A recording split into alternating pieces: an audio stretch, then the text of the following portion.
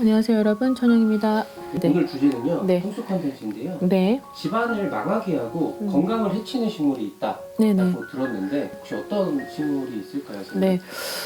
물론 식물이 안 좋지는 않죠. 왜냐면 사람을 편안하게 해주고, 그리고 솔직히 나쁜 거, 이산화탄소를 본인이 삼키고 또 좋은 산소를 내뿜는, 또 건강을 막 작용을 시키는, 우리한테 힐링을 주는 그런 선사를 해주는, 또 좋게 만들어주잖아요, 기분도. 그래서 시각적인 안정감도 있고 편안함도 있고 너무 좋은 게 많은데, 단지 나한테 맞는 식물이 있고, 그리고 내가 그 식물을 소화하지 못할 거라면 그냥 보기만 해도 좋은 식물이 있듯이 과유불급이라고 하죠. 그래서 내가 정말 저 상대 어떤 물건이든 무엇이든지 나보다 너무 과한 거는 솔직히 내가 가지고 있어서 욕심을 부리지 않는 것이 그게 가장 좋은 것 같습니다. 그래서 오늘은 집안을 망하게 하는 식물이라고 영상을 올리긴 했지만, 그래도 좀 주의를 해야 되는 식물이 있고, 그리고 왜 주의를 해야 되는지를 좀 원인을 살펴보고자. 그리고 이유가 아무래도 뭐 집안 옛날부터 많은 사람분들이, 노인들을 보면 할머니들이나 할아버지들은 안 하시는데 식물을 유독 좋아하시는 분들을 보면 집안에 아주 현관문 딱 들어서면 거의 거실 반을 식물을 막 해놓은 분들도 너무 많잖아요. 근데 또 식물이 더 잘 자라게 만드는 또 그런 분들도 있고, 그래서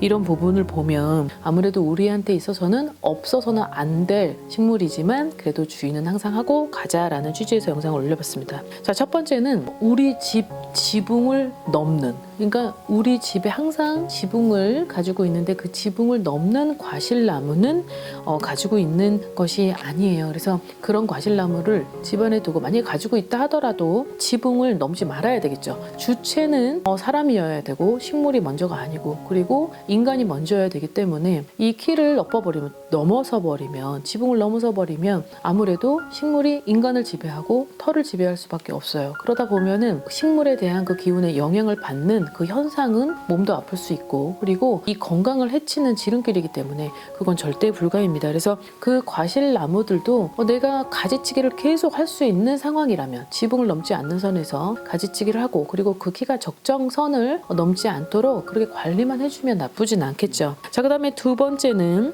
키가 큰 관엽식물입니다. 자, 이 키가 큰 관엽식물 또한 우리 집에서 관상용으로 봐야만 하는 것들을 이 집안에서 키우게 되면 마찬가지로 사람의 키를 넘어서는 안 되겠죠. 항상 주체는 인간이어야 되고, 주체는 내 가족의 첫 번째는 남편이죠. 가장이에요. 그 가장의 키를 넘어서는 안 됩니다. 그래서 관엽식물은 어쨌든 키도 금방금방 자라고, 그리고 굵직굵직하기 때문에 스케일이 큰 식물들이기 때문에 이런 식물을 집에서 키울 때는 항상 그 키가 크고 작고를 항상 눈여겨봐야 되고, 그리고 만약에 키가 계속 자란다면 어느 정도는 잘라주고 섬세함도 챙겨야 되기 때문에, 아무튼 그런 식물을 키우는 거를 권장을 하지는 않지만 꼭 굳이 너무 그런 식물을 원하신다면 거기에 따른 내가 세부적인 그런 정성도 들여야 되겠고, 그리고 계속 체크를 해줘야 되겠죠. 이런 것들을 불가피하게 계속 방치를 하고 간다면은 결국은 식물이 지배를 해버리는 그런 현상은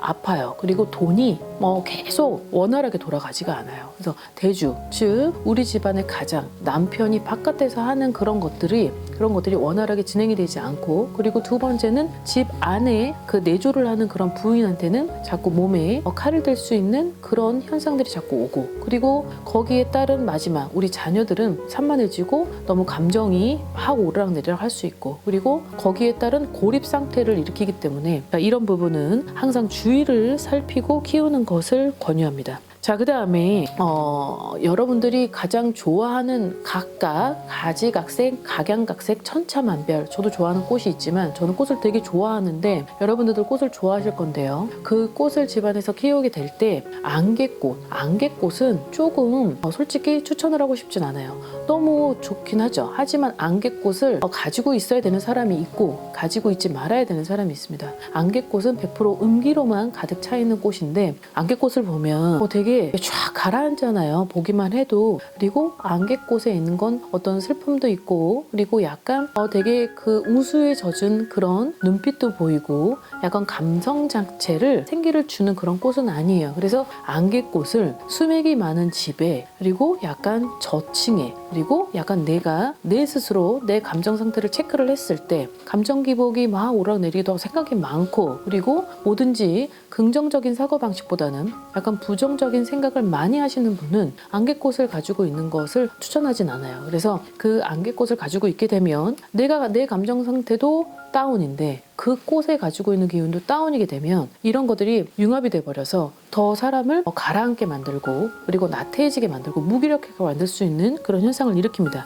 그래서 안개꽃은 본인이 본인의 집을 잘 살피시고, 그리고 막 생기가 있고, 그리고 막 에너지가 높이 올라와 있고, 그리고 막 텐션이 강하게 서려 있는 이런 분들은 간혹 가끔 안개꽃과 다른 꽃들을 연출시켜서 잠깐 동안에 보고 잠깐 안개꽃은 빼는 것을 추천해요. 그러니 꽃이 우리에게 주는 힐링, 그리고 스트레스, 그리고 치유의 능력이 있기 때문에 여러분들도 매달의 첫 번째 음력 몇 월 달의 1일에서 5일 사이는 한 번쯤은 이 생화를 꽃병에 두고 거실 쪽에 이렇게 화사하게 향기도 뿜어지게 되고, 그로 인해서 내 마음도 치유가 되게 하는 그런 것들을 한 번쯤은 해보는 것을 권유하고 있습니다. 자, 마지막으로 이 숯인데요. 자, 숯은 죽은 나무를 거기에 따라서 뭐 공기를 정화한다, 여러 가지 인터넷상으로든 뭐 오프라인이든 온라인이든 많이 나오는데, 자, 이 숯은 솔직히 숯 하나만을 두고 이 숯만으로만 진열을 하고 이 숯만으로만 장식을 하는 걸 권유하진 않아요. 왜냐하면 이 숯에 따른 이 기운이 엄청나게 강하기 때문에. 그리고 숯은 솔직히 살아있는 그런 나무의 기운보다는 죽은 나무를 가지고 있는 그런 기운이 더 강하게 서려있기 때문에 숯을 장식을 하거나 가지고 있고 싶으시다면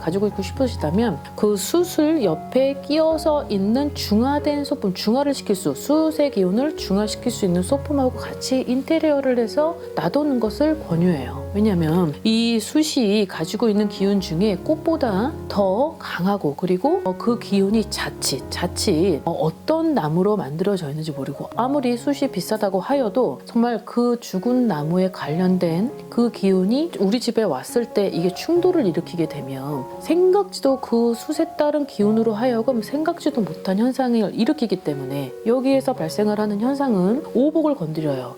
금전, 건강, 직장, 자녀, 뭐 여러 가지 딱 오복을 건드리는 이 랜덤을 1, 2, 3, 4, 5, 뭐 1, 3, 2, 5 이걸 계속 왔다 갔다 찔른단 말이죠. 그런 거 기운조차를 우리가 컨트롤했을 때 여기에서 발생을 하는 거구나라고 캐치를 못해요. 그래서 숯을 만약에 정 두고 싶고 여러 가지를 한꺼번에 두고 싶다라고 한다면 이런 아주 기본적인 상식조차는 알고 체크를 하고 내 집안을 꾸미는 것이 좋겠죠. 그래서 이 꽃이나 어떤 식물에 의존해서 가는 게 아닌 어떠한 우리 집과 우리 가족과 함께 어우러져서 그렇게 생기를 높게 연출시켜주고, 그리고 에너지를 생성시켜주고 증폭시킬 수 있도록 그거는 우리가 해야 될 몫인 것 같습니다.